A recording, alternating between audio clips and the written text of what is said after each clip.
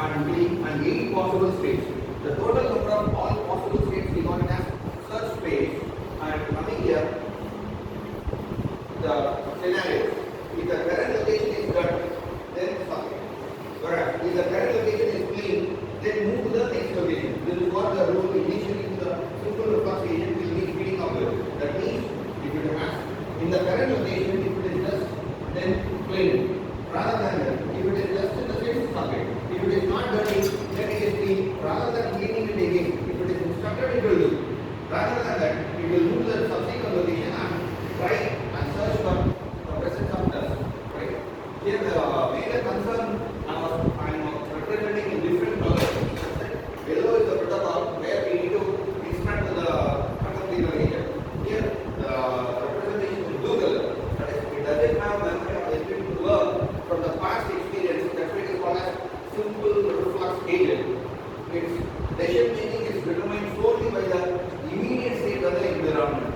It always, please remember that here the simple reflux agent, it always works with respect to the current environment, the data that is being identified from the current location. Let us have a look at it. See, the very basic scenario has already been stated. There are two locations, A and B. Here this represents the atom data and the small bubbles or marking represents the presence of dust. You can have a look at here. Initially, it has two arguments. One is the location and the property. If it is at the location A and if it is clean, then move to the right. That is, it's already in the location A, it is clean. In the image it is shown here, it is having dust. Whereas, once it is clean, it has to be moved to location B. Again, if the same location B is, after identifying that whether it is having a dusty particle or dirt, then it has to start. See the example you can see here. If A, the correct location is A, and if it is dirty, the sub operation will be done. Next, after sucking the dust, it will become clean. Then from location A to location B. The B is clean. If B is clean, again go to left. Likewise, the much more possible scenarios, all such space possibilities are given here. You can have a look here. See, for example, one specific scenario I will be explaining. Initially, let us assume that it is at our agent is at left side and it is having a dust particle, and the location B is also having dust particle. Once after sucking the dust particle at location A, you can have a look at here. Now see here, the location B is clean and location B is with the dust. Once after assuming or determining that after sucking the dust from the location A, it has to go to right. Now again it determines the presence of dust and it goes for sucking operation such that it again sucks the dust in the location B and it is clean. Now you can have a look at it. Both the locations, initial location both are having dust. After sucking A is clean. After moving to right, that is location B, then again sub operation. Now you can have a look at that. Both the locations are clean.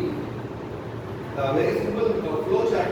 We'll have a look at it as we are coming up with the problem based learning initially. How we can have a look at it.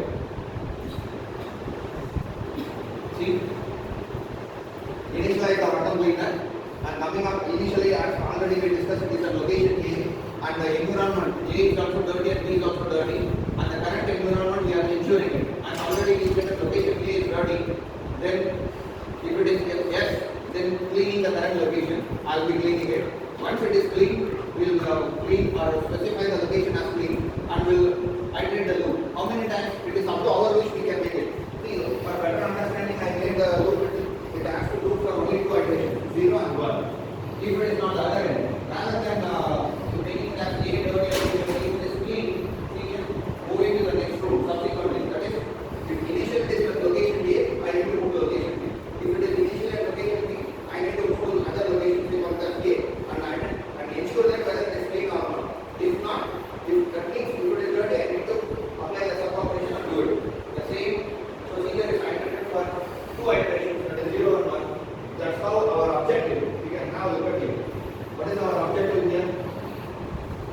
Initially the room A and B are dirty and the agent is inside room A. There are two rooms so that we will have 4 cases of dirt and clean and 8 possible states for an agent.